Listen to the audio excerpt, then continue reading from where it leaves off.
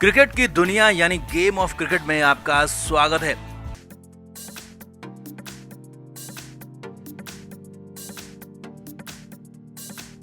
Team India के पूर्व कप्तान और फिलहाल पूरी दुनिया में सबसे बड़े खिलाड़ी माने जा रहे विराट कोहली क्या टेस्ट क्रिकेट में वापसी करेंगे? तो विराट कोहली की टेस्ट की वापसी पर सबसे बड़ी खबर है, विराट ने खुद फैसला लिया है, वजह भी बताई है और दिग्गजों ने इस पर चर्चा भी की है। और यही नहीं, रोहित शर्मा से भी बात हुई है, तो दिखाते हैं बताते हैं आपको विराट के साथ साथ रोहित की टेस्ट क्रिकेट में वापसी पर क्या है, पूरा प्लान क्या है, खबर आपको बताएंगे। सब कुछ आप भी इस वीडियो को शेयर करें, कमेंट करके अपनी राय जरूर दें। तो विराट कोहली का गेम पूरी तरीके से बदल चुका है। विराट कोहली जिन्हें कम स्ट्राइक रेट के लिए जाना जाता था, एंकर रोल के लिए जाना जाता था, तो वो यहाँ पर विस्फोटक बल्लेबाजी करें। न सिर्फ पिछले साल के सीजन में आईपीएल में उन्होंने अद्भुत बल्लेबाजी की थी, बल्कि इस बार भी विराट कोहली का खेल अनोखा है, अद्भुत है और पहली ही बॉल से वो चार्ज कर रहे हैं। अब यहाँ पर बहुत बड़ी खबर आपको बता रहे हैं विराट कोहली के टेस्ट करियर को लेकर। जी हाँ, विराट ने टेस्ट क्रिकेट से संन्यास ले लिया था और लगातार एक कयासबाजी चल रही थी कि विराट कोहली कभी भी टेस्ट क्रिकेट में वापस आ सकते हैं, क्योंकि विराट अच्छा खेल रहे हैं, उनकी फिटनेस अच्छी है, तो विराट कोहली टेस्ट में वापसी कर सकते हैं, क्योंकि विराट को टेस्ट से संन्यास लेने के लिए मजबूर किया गया था। लेकिन अब दिग्गज रविचंद्रन अश्विन ने बड़ी बात कही है। जी हाँ, रविचंद्रन अश्विन ने अपनी कमेंट्री के दौरान, चैंपियंस वाली कमेंट्री में बताया कि विराट कोहली का जो खेल बदला है वो टेस्ट क्रिकेट छोड़ने के बाद ही हुआ है, यानी कि विराट कोहली का टेस्ट से रिटायर होने का भरपूर फायदा मिला है टी20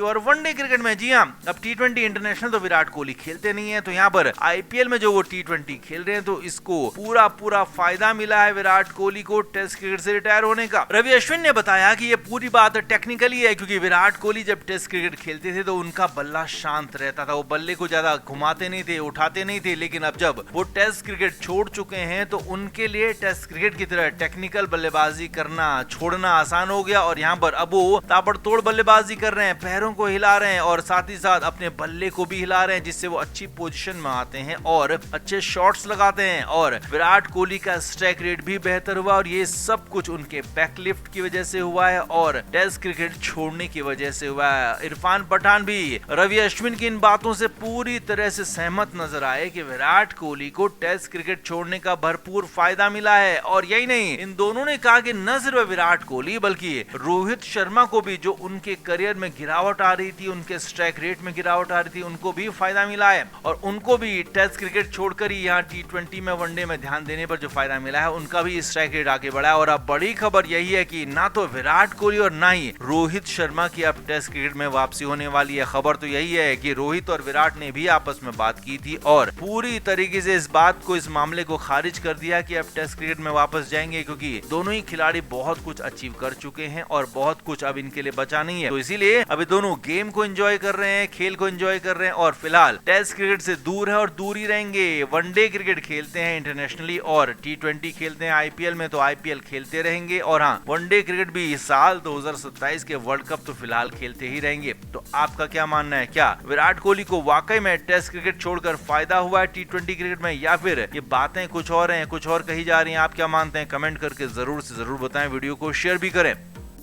आईपीएल अपने पूरे शबाब पर है, कई मुकाबले जबरदस्त हो रहे हैं, लेकिन इस बीच में केकेआर और एसआरएच का मुकाबला हुआ, जिसमें सनराइजर्स हैदराबाद ने एक तरफा जीत हासिल कर ली। सनराइजर्स हैदराबाद के दोनों ही तूफानी या कहें कि विस्फोटक ओपनर्स ट्रेविस हेड और अभिषेक शर्मा जिस चीज के लिए जाने जाते हैं, जिस विस्फोटक बल्लेबाजी के लिए जाने जाते हैं, वही हुआ। दोनों ने अद्भुत ओपनिंग पार्टनरशिप की और एसआरएच का स्कोर जबरदस्त तरीके से 200 के पार पहुंचा दिया। हालांकि एक बार तो सनराइजर्स हैदराबाद 260 के आसपास जाती हुई नजर आ रही थी, लेकिन 10 ओवर के बाद केकेआर ने थोड़ी सी वापसी की और लेकिन इस सब के बावजूद केकेआर अंत में मैच हार गई। अजिंक्य रहाणे की कप्तानी पर, उनकी बल्लेबाजी पर फिर से सवाल खड़े हो गए। मीडिया के सामने आए अजिंक्य रहाणे, जो अक्सर कूल रहते हैं, काम रहते हैं, पहली बार अब भड़क गए। यहां तक कह दिया कि मुझसे जलते हैं गीदड़ गैंग के लोग, मेरे खिलाफ साजिशें रचते हैं, मेरी सफलता से, मेरे खेल से जलन होती है। अब यहाँ पर नाम किसका लिया? रोहित शर्मा का, विराट कोहली का, गौतम गंभीर का? किसकी तरफ था इशारा, किसकी टीम की तरफ था इशारा? दिखाते हैं, सब कुछ आपको बताते हैं। आखिर क्यों भड़क गए केकेआर के कप्तान अजिंक्य रहाणे, सब बताएंगे। आप भी इस वीडियो को शेयर करें, कमेंट करके अपनी राय जरूर दें। तो केकेआर की ये लगातार दूसरी हार थी। पहला मुकाबला मुंबई के खिलाफ हार गए, तो अब इधर एसआरएच के खिलाफ भी मुकाबला हार गई। केकेआर के बल्लेबाजों ने उस तरह का टेम्परामेंट नहीं दिखाया और एक तरीके से हार को पहले ही सरेंडर अंदाज में कर लिया। अब जब मीडिया के सामने आए कप्तान अजिंक्य रहाणे तो उनसे सवाल किया गया सबसे पहले उनकी ही बल्लेबाजी को लेकर। अजिंक्य रहाणे से पूछा गया कि आपका स्ट्राइक रेट लगातार कम हो रहा, तो इस पर अजिंक्य रहाणे नाराज हो गए। अजिंक्य रहाणे ने कहा कि 2023 के बाद देखोगे तो मैं आईपीएल के टॉप 5 स्ट्राइक रेट वाले खिलाड़ियों में हूं। अब ये बात सच भी है। जी हां, अगर आंकड़ों को देखें तो यहाँ पर सबसे ऊपर ट्रेविस हेड है, उसके बाद अभिषेक शर्मा और यहीं पर अजिंक्य रहाणे भी हैं चौथे नंबर पर, और उनके नीचे नंबर 5 पर यशस्वी जायसवाल है। यानी कि टॉप 5 खिलाड़ियों में नंबर 4 पर हैं अजिंक्य रहाणे, उनका पावर प्ले में जो स्ट्राइक रेट है। और इसी बात को अजिंक्य रहाणे ने पकड़ लिया। रहाणे ने कहा कि शायद मेरी सफलता से कुछ लोग जलते हैं, मेरी सफलता उन्हें पच नहीं रही है और मुझे खेलते हुए देखना पसंद नहीं करते हैं। ये लोग पहले भी ऐसा करते थे, अपने गैंग के जरिए, अपने पीआर गैंग के जरिए ये सब करते थे।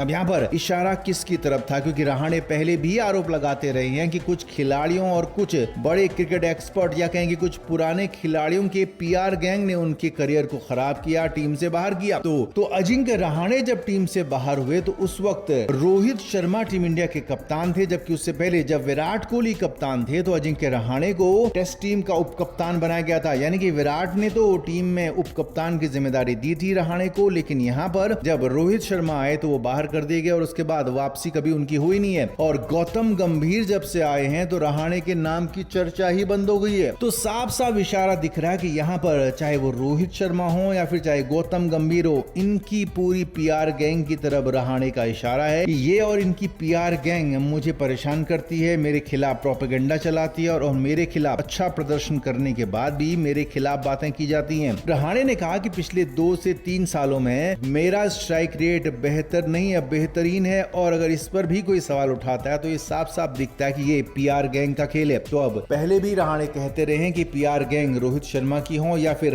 गौतम गंभीर की या फिर विराट कोहली की मुझे परेशान करती है, और इनडायरेक्टली उन्होंने हमेशा कहा है, तो इस बार भी यही कहा है कि गीदड़ गैंग के लोग मुझे परेशान करते हैं। तो इस बार भड़क गए हैं और सवाल के बाद, इस बवाल के बाद भूचाल भी आ गया, क्योंकि रहाणे अक्सर बोलते नहीं है, शांत रहते हैं, लेकिन इस बार बोले हैं तो बहुत बड़ी बड़ी बातें बोले हैं। तो आप इस पर क्या कहेंगे, आप भी कमेंट करके जरूर बताएं और वीडियो को शेयर भी करें। क्रिकेट के हर नए अपडेट के लिए गेम ऑफ क्रिकेट को सब्सक्राइब करें और उसके बाद बेल आइकन को प्रेस करना ना भूलें, ताकि सिर्फ आपको मिले गेम ऑफ क्रिकेट की हर खबर सबसे पहले। क्रिकेट के हर नए अपडेट के लिए गेम ऑफ क्रिकेट को सब्सक्राइब करें और उसके बाद बेल आइकन को प्रेस करना ना भूलें, ताकि सिर्फ आपको मिले गेम ऑफ क्रिकेट की हर खबर सबसे पहले।